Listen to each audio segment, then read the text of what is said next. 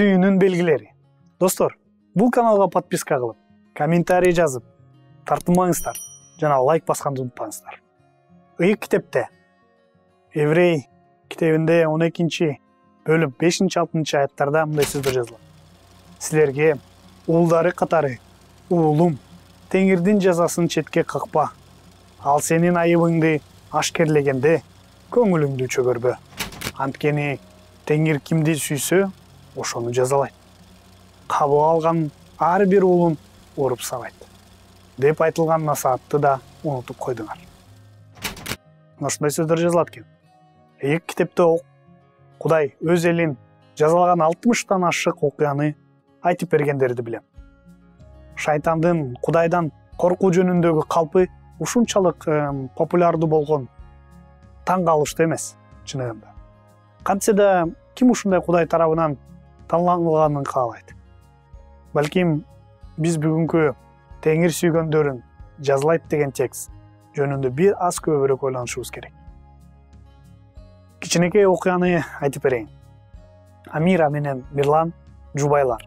Азамат жана Теңизбек деген 2 сонун балалуу болушкан. Кичинекей кезинде ата-энелери алардын чоң көздөрүнө тике карап, үйүнүн алдында, жолдун ортосунда ойноо канчалык коптуу экенин түшүндүрүшкөнүн эстешет. Атасы Мирлан ошону эстеп, балким машина келип калса кырсык болот деп, өзүнүн балдарына кылдат түшүндүрөт. Ошондуктан өз балдарына жолго чыгып, оюнга тыюу салган.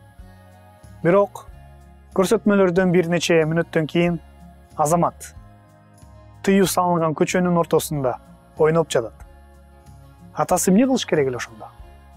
Мирлан чуркап чыгып, уулун колунан бекем кармап, үйүнө жетелеп, мээримдүү кайрымдуу ата катары көчөгө чыгуу тыюу салынган эрежени дагы бир жолу түшүндүрдү. Түшүндүңбү, Азамат?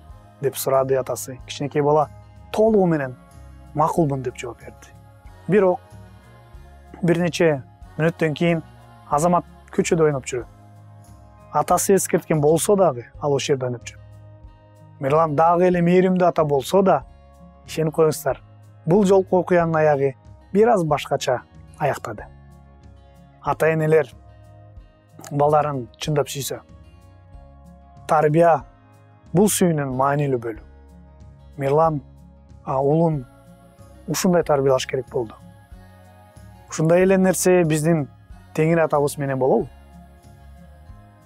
Каалаганча көп окуяларды айтып берсеңиздер болот. Бирок Кудай биздин атабыз. Жана биз анын балдары экенибизди эстегенде, ыйык китепти түшүнүүбүз өзгөрөт. Жана биз баарыбыз кандай адам болбосок да Кудай тандап алды.